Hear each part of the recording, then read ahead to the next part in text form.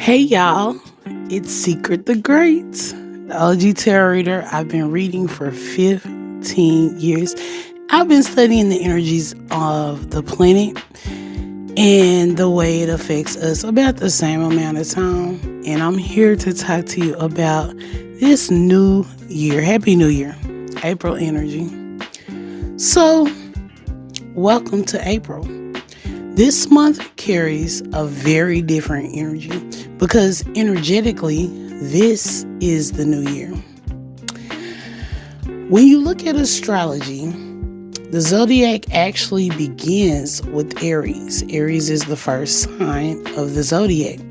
It represents beginnings, identity, movement, and initiation. Aries season lines up with the start of spring. Life is coming back. Energy is returning and things are moving again. That's not random. That is a reset. A long time ago, way back into time, throughout history, the new year was actually celebrated in spring when the seasons changed, when the earth started growing again. April's Fool's Day is tied into that. So what actually happened is, in order to get people to get on board with celebrating the new year in January, people who still align themselves with nature were considered fools. April Fools. Okay? They were labeled fools to shun them in society, which we see a lot of that still today, but the point was to get them out of the natural cycle. Well, as we all know, we're kind of moving back towards that. Natural cycles, new beginnings. And if you think about it, that actually makes sense. January, it's cold, it's dead, nothing's moving, nothing's growing. It doesn't feel new. In April, things are moving. Things are blossoming. I guess there's a blossoming and gossiping put together. I don't know. Things are blossoming. Okay? And things start moving again. April is the real new year. So, before we even get into Aries energy, we need to talk about what just happened leading into this month. What happened throughout March, the beginning of April-ish? What was that energy? Because April doesn't start clean. It starts with clarity, okay? So we open this month with a full moon in Libra. Shout out to the Libras. I'm a Libra gang, okay? Libra is all about relationships, baby. Balance and reflection through other people. And full moons bring things to the surface. Full moons are typically about getting rid of certain things. And when we're talking about a Libra full moon, we're talking about relationships or things within a relationship. Maybe you disconnected the toxic part of the relationship, or maybe you disconnected a relationship altogether. And this doesn't necessarily always mean romantic relationships. This could also be friendships. This could be family. This could be work relationships, business. So this energy is highlighting where relationships feel aligned, where they feel off, where you've been overextending. Yeah. If you're a Libra, you know what I'm talking about. Come on, girl. Hello. Also, where you need to pull back your energy. That's a big one. Because some relationships, it is not easy to simply pull back. Some people are just with you. But this, at the very least, it makes you reflect on it. That is awareness. Libra also deals with fairness. So you have to ask yourself, is this a mutual connection? Is it balanced? And also, am I giving more than I'm receiving? Everything is about balance. We love balance as Libras, okay? That's our life work, balance. This full moon sets the tone for the entire month. It came through the 1st of April. You probably felt it, the pink moon. It was absolutely beautiful if you saw it. And since April is about movement, the full moon sets the tone because before you make this movement, you got to see clearly. And with that being said, let's talk about this Mercury retrograde shadow period. The shadow period of Mercury retrograde is now ending. We're coming out of it. So communication, thinking, and decision making have felt slower or unclear up until now. Now we're finally coming on up out of it, okay? Things were delayed, misunderstood. You had to revisit some things, reconsider some things. I definitely felt delays and misunderstanding throughout this Mercury retrograde. I don't know about you, but I felt it, babes. But it's all good. Now that the shadow period is ending, things start moving again. We start to move forward, and that's where we are. Aries energy, movement. This is important because Aries energy wants you to move. But Mercury was saying, wait, before you take this movement, look again. Okay? Reconsider. Okay, we've done that. So April becomes move with awareness. And a next one that we'll talk about is Saturn in Aries. Now, this is a big one. Saturn moving into Aries shifts how action works. Aries wants to go. Saturn says, hold on. Be intentional about your movements. This creates a different kind of movement, not impulsive or chaotic, but structured, intentional action. That's what we want. This is where discipline meets identity.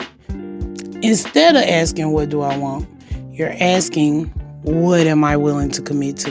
This energy is about taking yourself seriously, following through, building something real, and being responsible for your direction. So now we have the Libra full moon that provides clarity in relationships, the Mercury shadow period ending, which provides mental clarity, and then we have Saturn in Saturn in Aries. I don't know why I can't talk today. Saturn in Aries, that creates structured action, and that brings us back to Aries season. These are the energies that we're moving into this month. Aries energy. Here's the main theme of the entire month. This month is asking for you to decide what stays, what goes, and what you're actually moving towards. You need to decide that ASAP, okay? It's not necessarily dramatic change. It's more so about making clean decisions. You already know, and now you take action. That's what it's about. Let's talk about how this energy shows up by element. These are water, fire, earth, and air signs, and this can apply to your sun, moon, or rising. You do the math. So earth signs. Earth signs are Taurus, Virgo, and Capricorn.